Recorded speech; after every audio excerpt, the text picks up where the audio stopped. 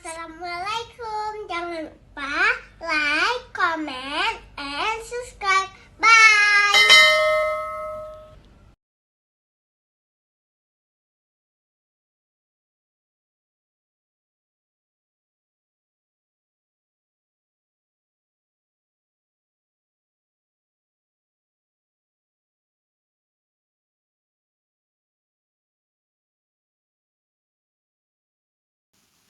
Assalamualaikum warahmatullahi wabarakatuh.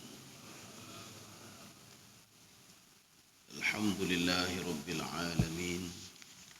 Wassalatu wassalamu ala asyrafil anbiya'i wal mursalin wa ala alihi wa ashabihi ajma'in. Raditu billahi rabba wa bil islami dina wa bi Muhammadin nabiyya wa rasulah. Bishrah li sadri wa yassir li amri wahlul 'uqdatam min lisani yafqahu qawli. Allahumma ja'al jam'ana hadha jam'an marhuma wa tafarruqana min ba'dihi tafarruqan ma'suma. Kaum muslimin dan muslimat sidang jamaah subuh yang dirahmati Allah. Kita lanjutkan kajian kita pada kitab Sirajut Talibin. Adalah syarah dari kitab Minhajul Abidin yang dikarang oleh Imam Al-Ghazali.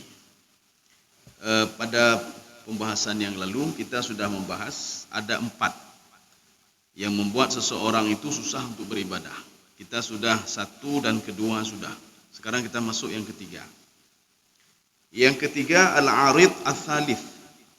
Jadi yang membuat seorang itu malas beribadah, susah beribadah, gundah, tatkala beribadah gundah, ketika bersedekah susah. Al-qada'u wa wurudu anwa'ihi, yaitu terkait dengan takdir, ya takdir. Jadi makanya dia malas beribadah. Ketika ditanya kenapa tidak mau beribadah, ya udah takdir begini, untuk apa lagi. Ketika ditanya kenapa kamu jadi pencuri, ya memang sudah ditakdirkan jadi pencuri. Jadi takdir ini kan kita sudah membahas ada 2. Ada takdir azali. Bagaimana takdir azali? Adalah takdir yang sudah tercatat di Lauhul Mahfuz. Takdir itu tidak bisa berubah lagi. Takdir ini termasuk malaikat sendiri tidak tahu. Iblis, syaitan, malaikat tidak tahu tentang takdir ini. Ini takdir azali namanya, 1. Yang kedua, takdir yang diberitahukan oleh Allah kepada 4 malaikat. Itu pun hanya sementara waktu, 1 tahun saja. Jadi tahun ini, tahun depan diberitahukan oleh Allah sampai tahun depan. Jadi makanya takdir ini bisa berubah. Ya, maka ketika kita minta kepada Allah Subhanahu wa taala, ya Allah, apabila takdir saya jelek, maka baguskanlah takdir saya. Maksudnya bukan takdir di azali. Kalau di azali tidak bisa berubah lagi. Takdir yang sudah diberitahukan oleh kepada para malaikat. Jadi Allah memberitahukan dalam setahun ke depan rezeki si fulan sekian. Dalam setahun ke depan yang meninggal ada sekian orang. Dalam setahun ke depan si fulan meninggal dalam keadaan tertidur, ya. Takdir ini bisa kita minta kepada Allah untuk berubah. Ini seperti doa Umar bin Khattab radhiyallahu anhu. Umar habis salat langsung berdoa, ya Allah, kalau takdir saya jelek maka robahlah takdir saya. Ya, ini namanya takdir sementara yang ada pada malaikat. Ini bisa berubah. Tapi yang kita ceritakan di sini adalah takdir azali, takdir yang sudah tercatat di Lauhul Mahfuz.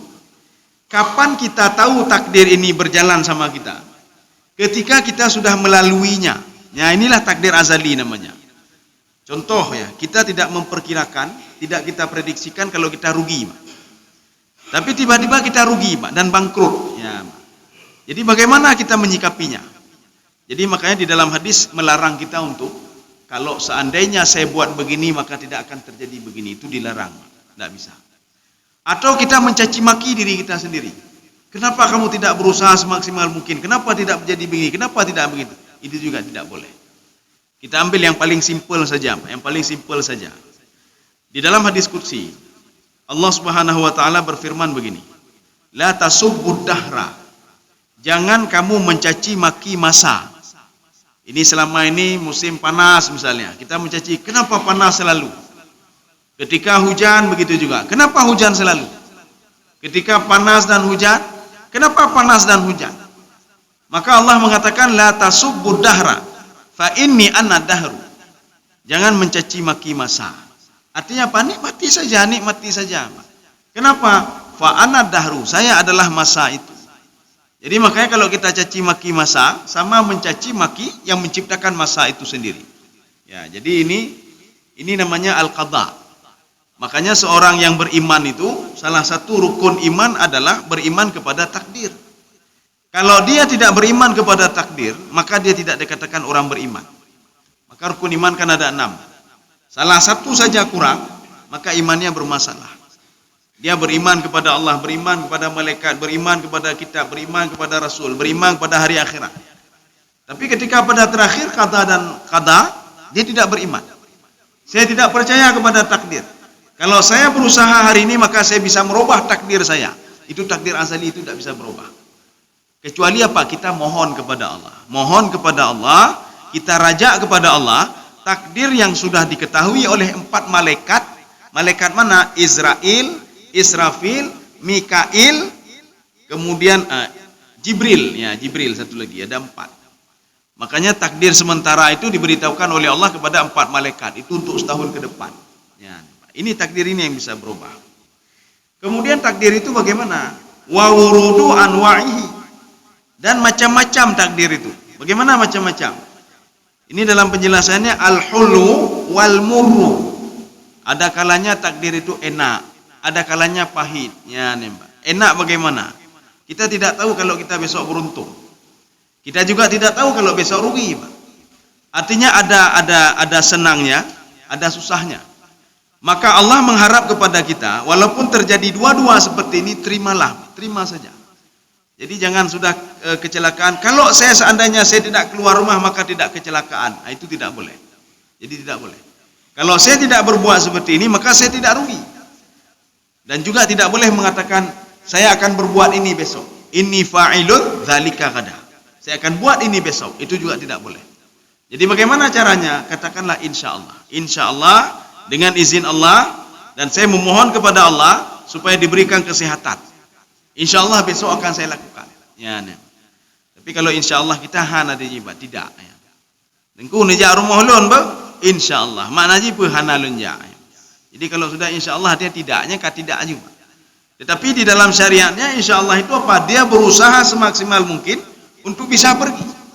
Dia tidak tahu takdirnya bagaimana nanti, Pak. Ya, jadi kita harus percaya kepada takdir itu. Makanya takdir inilah yang membuat seorang malas beribadah. Ketika dikatakan mari kita beribadah, Allah kupu ibadah, takdir lagi nyo kupu lau memang. Mari kita salat. Untuk apa salat kalau petunjuk belum dapat lagi? Kupu semayang. Untuk apa salat kalau salat ditolak selalu oleh Allah, ya Pak? Ya. Jadi artinya orang seperti ini orang yang tidak gara-gara takdir itu dia malas beribadah. Ya, sekarang disikapi bagaimana supaya tidak malas beribadah, bagaimana caranya? Jadi kita tidak tahu takdir kita sebentar lagi, tidak tahu. Bagaimana supaya kita itu tidak malas beribadah, tidak malas melakukan aktivitas gara-gara takdir ini. Ya. Jadi bagaimana caranya? Wa innama kifayatuhu fir ridha bihi. Jadi cara satu-satunya untuk menyikapi takdir ini adalah ridha.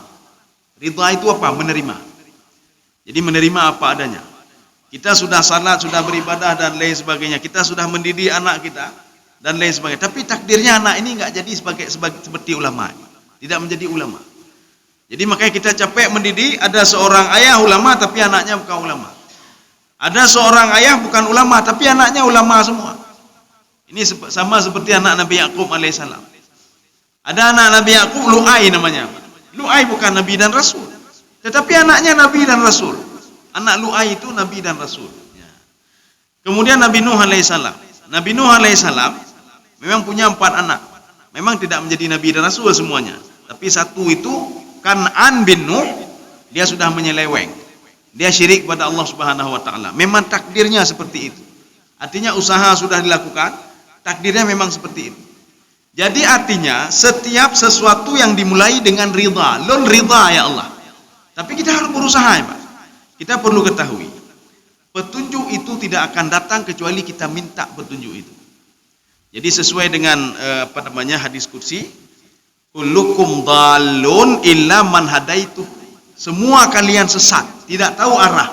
Semua kalian gundah kecuali yang saya berikan petunjuk kepada dia. Maka bagaimana caranya? Mintalah petunjuk kepadaku. Kaum muslimin sedang jemaah yang dirahmati Allah. Jadi artinya setelah minta petunjuk kepada Allah, ahdikum, akan aku berikan petunjuk itu. Makanya salah satu cara untuk menyikapinya adalah ridha. Kita ridha. Jadi ridha itu muncul dari diri kita sendiri. Jadi nak boleh nanti ya Allah kata lalu terima ngundang hai lu ibadah li, saya nak mau beribadah lagi. Kita jalani terus, apapun yang terjadi. Kalau besok terjadi seperti A, terjadi seperti B, kita sudah tawakal kepada Allah, kita sudah tauhid kepada Allah Subhanahu wa taala. Kaum muslimin sedang jemaah yang dirahmati Allah. Fa'alaika antarda biqada'illahi azza wa jalla. Kita harus ridha dengan takdir Allah. Jadi takdirnya apa? Setelah kita pulang terjadi apa-apa, naudzubillah min dzalik. Kita menerima, Pak. Tidak boleh umanyo gara-gara lonjak pengajian. Acil hana lonjak pengajian, hana kecelakaan, ya, Pak. Jadi itu tidak boleh. Jalani saja, Pak, jalani saja. Dan kita yakin segala sesuatu yang terjadi kepada kita adalah kebaikan bagi kita. Ya, Pak. Karena begini, kalau seorang diberikan musibah. Musibah itu ada dua. Yang pertama laknat, yang kedua ujian. Dari mana kita tahu laknat? Ketika posisi seseorang, ketika diturunkan azab oleh Allah itu, diturunkan musibah, dia dalam keadaan berbuat maksiat. Kalau ada orang berbuat maksiat kemudian turun musibah, musibah itu laknat. Kalau ada orang tidak berbuat maksiat dan sama sekali, dia patuh dan taat kepada Allah, tiba-tiba turun musibah, musibah itu adalah ujian bagi dia. Kemudian di dalam hadis lain, ketika seorang ditimpa sakit, jadi sakit selama 1 hari, 2 hari, 1 minggu, setahun, sakit itu merupakan kafarat bagi dosa-dosa dia. Makanya 1 hari sakit, 1 hari nanti dihapus lagi pahala, dihapus. 2 hari begitu juga. Maka kita terima saja, Pak, terima saja. Jadi artinya apa? Kita ridha. Makanya kenapa sahabat itu digelar dengan radhiyallahu anhu. Wa radu'an. Allah ridha kepada mereka. Kenapa Allah ridha kepada mereka? Karena mereka ridha terhadap keputusan Allah Subhanahu wa taala. Jadi arti Allah ridha apa? Apapun diberikan oleh Allah Subhanahu wa taala. Kalau kita ridha, kita menerima semua keputusan Allah. Jadi baik proteh-proteh. Sama seperti seorang anak ketika dibuat aturan oleh ayah dan ibunya, baik proteh-proteh, Mak. Baik proteh-proteh. Sebagai seorang anak yang saleh, dia tahu aturan yang dibuat oleh ayah dan ibunya demi kemaslahatan dia. Jadi baik proteh. Ayah ibunya buat aturan. Tidur jam 9. Tak boleh keluar rumah ketika sudah habis isya. Ketika subuh ambil Al-Quran, baca Quran. Baik proteh, Pak. Semua demi kemaslahatan anaknya. Walaupun anaknya mengatakan saya sudah terpasung di rumah ini. Walaupun terpasung, tetapi orang tua memaksudkan apa? Kebaikan bagi anaknya. Demikian pula Allah Subhanahu wa taala. Jadi jangan kita pikir macam-macam. Dari mana kita tahu kalau Allah itu tidak ada niat macam-macam? Ar-Rahman, Ar-Rahim. Allah Maha Pengasih dan Penyayang. Rauf. Maka Rasulullah SAW mengatakan, cintanya Allah kepada seorang hamba itu melebihi cintanya seorang ibu kepada anak kandungnya. Melebihi cinta seorang ibu pada anak kandungnya. Seorang ibu kenapa cinta kepada anak kandungnya? Karena berasal dari rahimnya. Ikatan emosional yang luar biasa. Allah kenapa cinta kepada hambanya? Karena Allah sendiri yang menciptakan dia. Tubuhnya diberikan oleh Allah. Rohnya juga diberikan oleh Allah. Dan orang ini juga akan diambil rohnya oleh Allah. Dan akan disatukan kembali oleh Allah. Kalau ibu cuma ikatan rahim saja. Kalau Allah bukan ikatan rahim. Dari alam roh Allah sudah berdialog dengan roh ini. Diciptakan roh dulu. Diciptakan tubuh. Kemudian disatukan roh dan tubuh. Dalam tenggang waktu 4 bulan, ini tubuh ini tidak ada roh, tidak ada apa-apa. Roh begitu juga. Dalam tenggang waktu itu, roh tidak ada tubuh. Ketika sudah 4 bulan, baru disatukan roh dan tubuh. Ketika hidup di dunia, dalam tenggang waktu yang sudah ditentukan oleh Allah, ditarik kembali roh itu, ditarik kembali. Nanti ketika di padang mahsyar, dipertemukan kembali. Ya, jadi hubungannya lebih jauh daripada hubungan emosional. Kalau seorang ibu dan seorang anak itu hubungan hubungan rahim, maka emosionalnya kuat. Maka kenapa doa seorang ibu itu tidak terhijab kepada anaknya? Atau doa seorang anak kepada ibunya? Ini masalahnya apa? Tidak ada anak yang memberdoakan ibunya. Tidak ada jarang ibu yang mendoakan anaknya. Padahal doa seorang ibu kepada anaknya itu ada ikatan emosional rahimnya. Karena apa? Anak itu berasal dari tubuhnya, ya, berasal dari rahimnya. Makanya kecintaan Allah kepada hamba itu melebihi kecintaan seorang ibu kepada anaknya. Ya. Jadi makanya Ar-Rahman, Ar-Rahim, Ar-Rauf. Rauf itu melebihi sifat Ar-Rahman, Ar-Rahim. Ini kalau kita melihat di dalam tafsir itu, Raufu a'zamu rahmah wa syiddatuhu. Jadi rahmat yang paling kuat itulah Ar-Rauf. Ya, Rauf. Kaum muslimin sedang jamaah yang dirahmati Allah Subhanahu wa taala.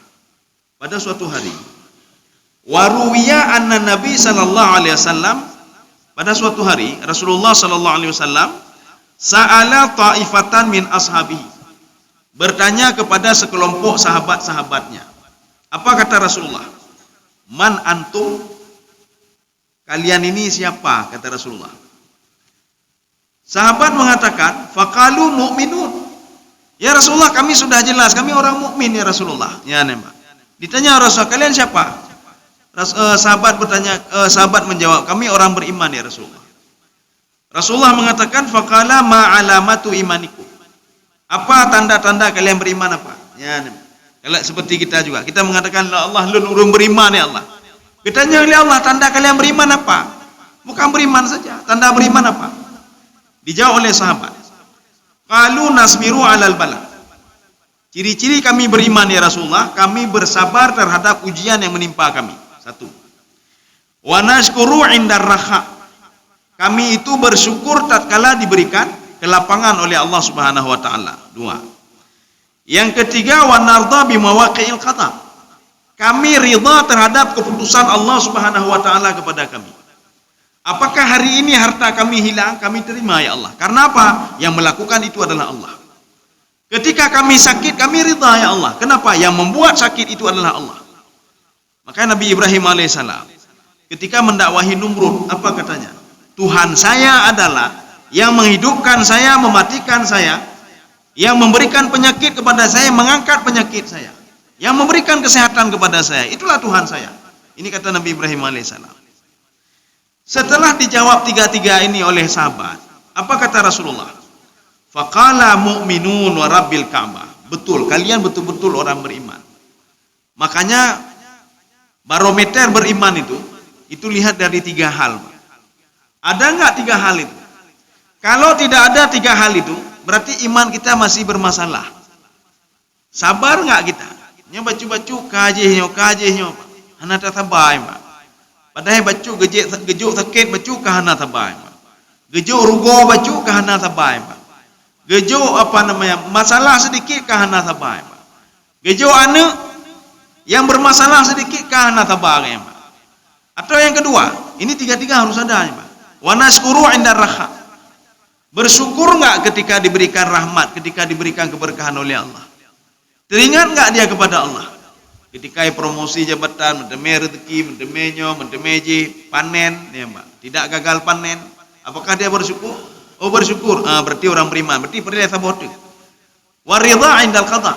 Ridha enggak dengan keputusan Allah Subhanahu wa taala? Sebagian orang tidak ridha, bahana ridha, Mbak. Ketika diberikan sakit, pakai nejuk sakit jino ya Allah, pakai jino. Nyo sedang sedang mengurus proyek, sedang ngurusnya. Pakai nak tahu ke mentang dapat sakit lo ya Allah. Ini juga salah satu termasuk artinya apa? Mencaci maki diri sendiri dan mencaci maki Allah Subhanahu wa taala. Jadi artinya seorang itu dianggap beriman apabila ada tiga kategori tadi. Yang teh juga dropa, nah sabah malu, hana berarti bermasalah. Nah syukur malu, hana berarti bermasalah sih. Nah sabar ridha, oh hana berarti hana sabah sih. Kalau kita melihat di dalam kitab Riyadhus Shalihin, Ihya Ulumuddin yang dikarang oleh Imam Al-Ghazali, itu bagian pembahasan tentang ridha. Ridha ini kata beliau adalah akumulasi dari sabar. Makanya untuk bisa mencapai tingkatan ridha itu harus biriyadhah. Riyadhah itu latihan. Tidak bisa seorang anak kita latih langsung menjadi ridha, dia tidak bisa. Jadi ridha itu ridha itu sabar. Puncak sabar itu ridha, ya. Kalau sabar, kita memaksa diri, Pak. Alah kakak, lelum sabar je, lelum sabar je. Tadi dia anak ipenget tanya lembak tak sabar, Pak. Yang seperti Nabi Yaqub, fasabrun jamilun bersabar, lun sabar. Pak. Besok kita berusaha, rugi lagi, Pak. Lun sabar, ya Allah. Ya, Pak. Besok kita didik lagi anak, ilawan lawan katanya, tak sabar, Pak, tak sabar. Kita pergi ke masjid, itu membutuhkan kepada kesabaran. Karena untuk pergi masjid tidak sembarangan orang bisa pergi masjid untuk berjamaah. Membutuhkan kesabaran. Nyo tak sabar yang kita jarai proyek ketinggai gara-gara semayang. Ketinggai kedai gara-gara semayang. Harus tutup kedai gara-gara salat. Kesabaran kita menuntut kita untuk tutup kios kita untuk pergi salat ke masjid. Ya. Karena selalu sabar, kita melatih diri untuk sabar. Puncak sabar itu ridha. Ridha itu apa artinya? Ridha itu menikmati. Ya. Akhirnya seorang yang sudah sabar ke masjid itu sudah nikmat bagi dia. Ketika seorang mencapai tingkatan nikmat, berarti dia sudah ridha, ya, Pak. Ketika seorang mendidik anak itu sebuah kenikmatan bagi dia, berarti sudah ridha dia. Ya, Pak. Sudah ridha. Jadi makanya tingkatan ridha itu kita lihat dari kenikmatan dia. Nikmat nggak dia salat? Kalau nikmat berarti sudah ridha dia, Pak. Kalau belum nikmat, harus latihan lagi, sabar lagi. Contoh begini. Ini Terima kasih.